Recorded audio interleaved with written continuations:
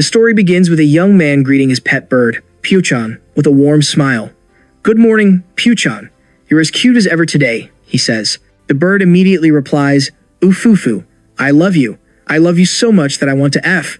The man chuckles and gently scolds, "Hey, hey, watch your language." Pyo-chan flaps its wings and continues, "Oh ma, I love you. Be careful. I'm going GGG." Still amused, the man reassures the bird, "Ha ha, thank you. I'll be back home safe after work." The room is dimly lit and the night is quiet except for the faint chirping of Pyo-chan resting in its cage. The clock ticks softly as the man sleeps soundly, unaware of the unsettling presence nearby. A woman kneels beside him, her breath heavy and uneven. Her gaze clings to his peaceful face as she whispers in a trembling voice, "Your sleeping face is cute too. I love you." Her words carry a chilling intensity. Still staring at him, she adds quietly, "Ufufu, you did great today." The next day, Pyo-chan flaps its wings excitedly, exclaiming, "I love you. I love you so much that I want to 5. Hugh."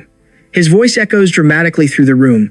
The young man, lying on his bed while playing a game, smirks. "Thank you for expressing your scary love again today, Pyo-chan." He speaks casually, half focused on the screen. Pyo-chan continues, stumbling over its words, "Abaka, yo, you, kiss, kiss, ki." The man glances at the bird, amused.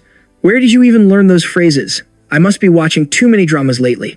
Maybe they've been a bad influence on you." He chuckles and adds, "No, if you're such a good learner, maybe I should start teaching you a word or two properly." The night grows still, but the same unsettling presence fills the room. A woman hovers over Takeru, her breath uneven, her smile twisted with something eerie. "I'm here today as well, Takeru-kun." She murmurs softly, her voice dipped in something dark. Her eyes gleam as she continues, "You came home later than usual today. Who were you with?" Her tone deepens as she leans closer, tracing a finger along his cheek. She whispers, "A woman? I won't forgive you if you were with a woman, my dear Takeru-kun." Her voice shifts into a playful yet chilling tone. "It's dangerous to sleep with the window open, you know? But I guess with how hot it's been, you didn't have much choice." Her grin widens as she adds, "Well, even if you wanted to lock it, you can't. Because I tampered with the lock, fufu." The faint chirping of Pyo-chan echoes eerily in the background. Takeru sits cross-legged on the floor, watching a learned Japanese program on TV featuring the lively mascot, Daku-chan. Pyo-chan tries mimicking the lesson, shouting, "Ayo," amazed. Takeru claps his hands in delight. "Amazing. Pyo-chan, you're getting smoother at saying things." Pyo-chan continues, full of enthusiasm. "Why, oh, you, Oh-chan, work hard." Takeru beams with pride, thrilled by the bird's progress. "Ooh, for me, what a good pet," he says, clearly delighted. The room is dim, and later Takeru sleeps soundly in his bed, completely unaware of anything else. A woman stands nearby, her gaze cold and calculating. "Thanks to the sleeping pills I've been putting in your food, you're getting a good sleep, aren't you, Takeru-kun?" She murmurs with a sinister smile. She turns toward the birdcage. Pyo-chan trembles inside, small beads of sweat forming as the woman continues. "And Pyo-chan, isn't it about time you got used to me?" Her tone drops. "If you don't stay quiet, I'll grill you." "I think you make good skewers," she whispers, her grin stretching wider. She steps back and waves gently, her voice chillingly calm. "I'll be back tomorrow," she says before slipping into the shadows. Takeru holds Pyo-chan in his hands the next day, a puzzled expression on his face. The bird chirps frantically. "Takeru sleeps like unconscious lately. Not sleep tight, you being put to sleep." Takeru furrows his brow. It seems so." "Well, I've been busy and very tired lately," he mutters, unaware of the truth. Woman while asleep enters. Pyo-chan will become skewer. Takeru freezes, disbelief spreading across his face. "What? No, such a thing." He looks at Pyo-chan, still confused. The dim room grows tense as the woman leans toward the birdcage again, her red eyes glaring with menace. "Pyo-chan, you were planning to tell Takeru about me today, weren't you? I know, right?" Pyo-chan trembles, trapped inside. The woman's expression darkens. "Do you know what an eavesdropping device is? I can hear everything you say in this room." Her lips curl into a sinister grin. "I will pluck all your feathers, you damn bird. If you say something stupid again." Her threat lingers as her stare pierces through Pyo-chan. Takeru stares at his phone, shock spreading. "Pyo-chan, really? This? Seriously, there's a woman sneaking in?" Meanwhile, Pyo-chan flaps wildly, shouting, "Really? Really?" Pyo-chan won't lie. "Must take action tonight." In the background, The woman's ominous voice echoes again. Do you know what an eavesdropping device is? I can hear everything you say in this room. The tension thickens. Later, the dim room grows still as she leans over Takeru's sleeping form. A chilling smile forms as she whispers softly, Fufufu, I'm home. Takeru-kun, thank you for your hard work today. Standing by the bedside, she gazes at him. It's almost been a month since we met. I'd like to have a proper conversation with you, Takeru-kun, she mutters. The silence snaps as Pio-chan flutters wildly. The woman's expression twists in panic when the door bursts open with a sharp screech. You had it coming. Pio-chan's victory. You lost. Takeru stands in the doorway holding a bat, his voice furious. Hey, what are you doing in someone else's house? You. I'll call the police. Startled, the woman freezes, the sudden confrontation filling the room with tension. She collapses to her knees, tears spilling as her voice trembles. I'm sorry. I didn't mean to harm you. Her shoulders shake while she continues.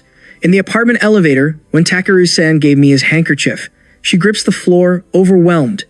By doing that, I thought I could get closer to you, but I can't. Tears stream as she finally confesses. That's when I fell in love with you. Takeru sits across from her, raising his hands gently.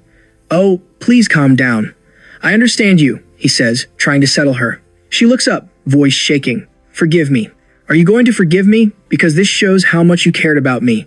From now on, let's just start as friends. I think that will be a good beginning. Her eyes widen as more tears gather. Really? We can be friends?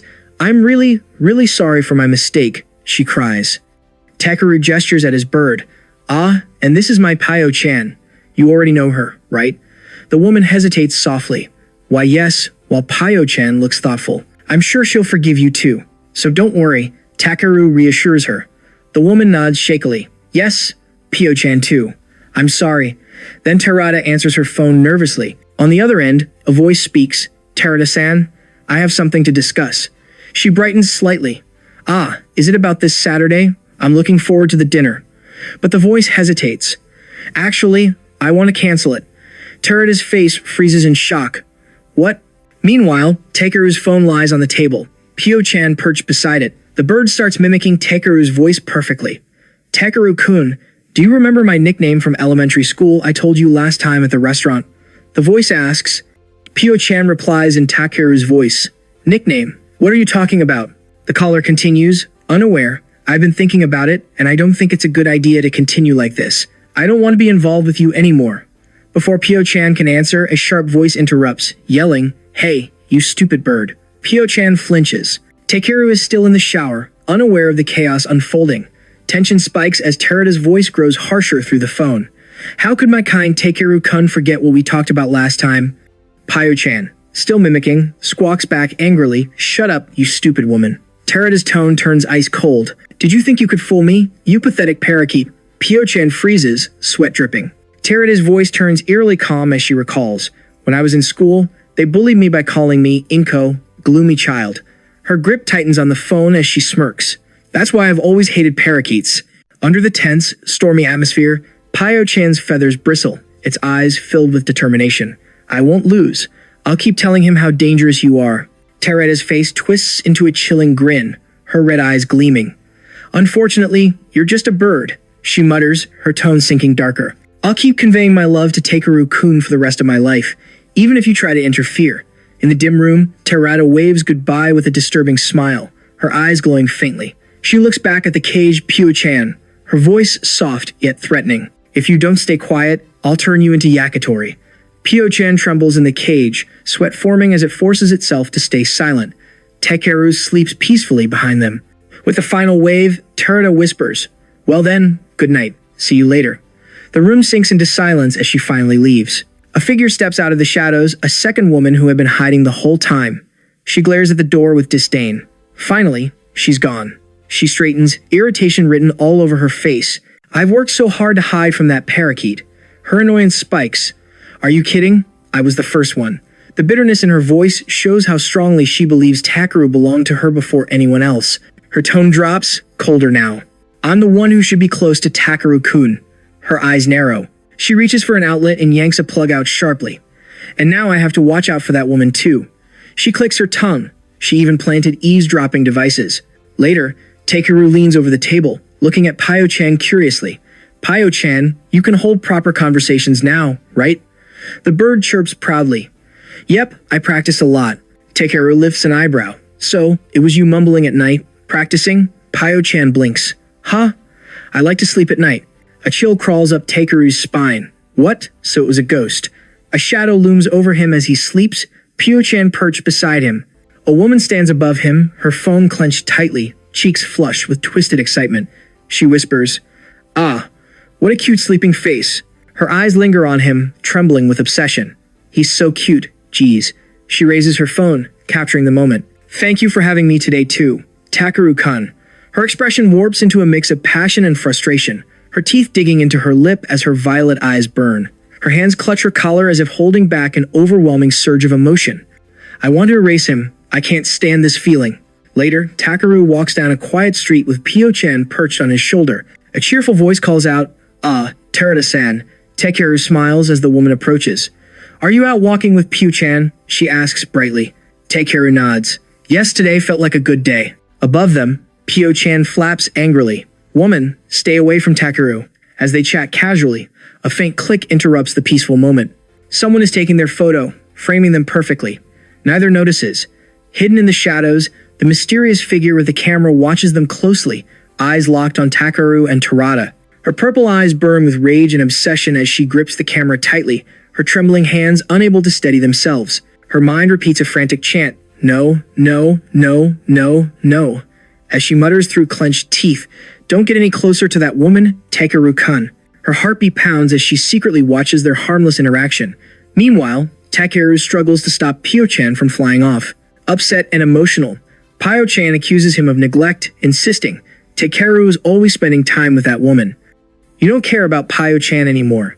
Takeru pleads, but Pio-chan ignores him and disappears into the night. The bird lands on a park bench, sulking, convinced Takeru no longer cares. Nearby, a familiar woman with a camera notices the parakeet and exclaims in surprise. She recognizes Pio-chan immediately and wonders what happened. Pio-chan complains that humans can't understand its problems, prompting her excited reaction. She didn't know how well Pio-chan could talk. When she asks for a picture, Pio-chan agrees proudly, telling her to take a cute one because it's Hikari's hobby. As she snaps photos, she comments that they might be good friends, and Pio-chan admits it's the first time connecting with a human other than Takeru. Then an idea forms. Pio-chan eagerly asks Hikari if she wants to meet Takeru, imagining how surprised he'll be. Hikari responds with hesitant enthusiasm, a faint, uneasy smile spreading across her face. Meanwhile, Takeru rushes around his apartment, worried about Pio-chan's absence. His thoughts are interrupted when the doorbell suddenly rings. Confused, he opens the door. To his shock, Pio-chan sits perched on someone's shoulder. The bird proudly introduces Hikari as its new friend, delighted to surprise him. Hikari stammers nervously, clutching the camera around her neck as she explains she simply met Pio-chan by chance. Takeru suddenly recognizes her.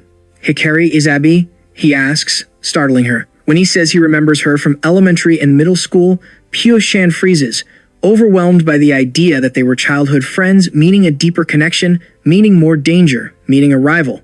Flustered, Hikari quickly excuses herself and leaves, leaving Takeru confused. Pio-chan erupts in anger, accusing Takeru of betrayal, wings flapping in frustration. Then Terada appears at his door holding a container of stew, explaining she made too much in offering it to him. Pio-chan reacts immediately, demanding to know why she's there. Takeru accepts the food politely as Terada smiles and suggests he enjoys some tea as well. Just as things settle, the doorbell rings again. Takeru assumes it's a delivery and heads toward the fridge, but Terada steps forward and offers to get it. Pio-chan, already agitated, snaps, telling her to go home. At the door stands Hikari, nervous and blushing as she faces Terada. Mistakenly thinking she's apologizing to Takeru, Hikari stammers out, sorry about the other day. She admits she didn't explain anything and simply left on her own. Clutching a bag tightly, she adds that she came today to apologize. Terada, however, just glares at Hikari in silence, wondering what this woman is doing here. At the same time, Hikari, startled and confused, questions why this woman is at Takeru-kun's house. The tension between them thickens as they quietly study one another. Takeru tries to lighten the atmosphere by placing cups of tea on the table. With a smile, he suggests they all have a meal together and asks what they want to eat since he plans to order food. Terada and Hikari sit at the table, still processing the awkward situation. Pio-chan observes from nearby, staying quiet as the room grows heavier. As the tension worsens, Terada asserts that this is Hikari's first time here and proudly mentions that she has been here many times, claiming she and Takeru are incredibly close. Hikari immediately pushes back, declaring herself as Takeru-kun's childhood friend, repeating it firmly to assert her importance. Pio-chan cuts in sharply, insisting this is Takeru and Pio-chan's house and demanding that both of them leave. Takeru keeps a cheerful tone as he mentions the food, but the thick tension between Terada and Hikari doesn't fade, while Pio-chan watches as if judging them all. Hikari excuses herself to use the restroom, and Takeru replies casually, while Terada stays silent and alert. What follows is an hour-long dinner drowned in silence, with subtle glances exchanged like quiet threats. Takeru later asks Pio-chan if it really wants to go for a walk alone at night, and Pio-chan excitedly agrees, explaining it wants to speak and act freely like a human. Takeru worries, but Pio-chan reassures him confidently. After thinking it over, Takeru finally agrees. Pio-chan slips out the window into the night while Takeru sleeps peacefully. At the park, Pio-chan lands on a bench where Terada waits. She greets the bird sharply, accusing it of being late.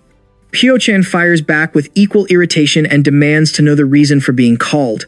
Terada explains that another woman joining the picture would be troublesome. When Pio-chan asks if she means Hikari, Terada confirms, calling them rivals competing for Takeru-kun. She then asks for Pio-chan's help, hinting that there's still something she doesn't understand. Later, Takeru struggles as Pio-chan instructs him to lower his hips more during training. Confused, Takeru asks about the plan Pio-chan mentioned, but the bird quickly denies everything, shouting that it's nothing. Meanwhile, Hikari stands over a sleeping Takeru, whispering that she brought her DSLR today because she wants to experience a more realistic Takeru-kun. Her expression darkens as she murmurs that he's so cute it makes her itch to kill. Terada suddenly steps into the room, her expression cold and steady, pointing a stick at Hikari's neck with absolute authority. Hikari freezes, sweat running down her face as she grips her camera tightly. Pio-chan flutters overhead in disbelief, declaring that it can't believe she actually broke into the house this late. Hikari stays silent, trembling under Terada's piercing gaze and the stick pressed against her throat.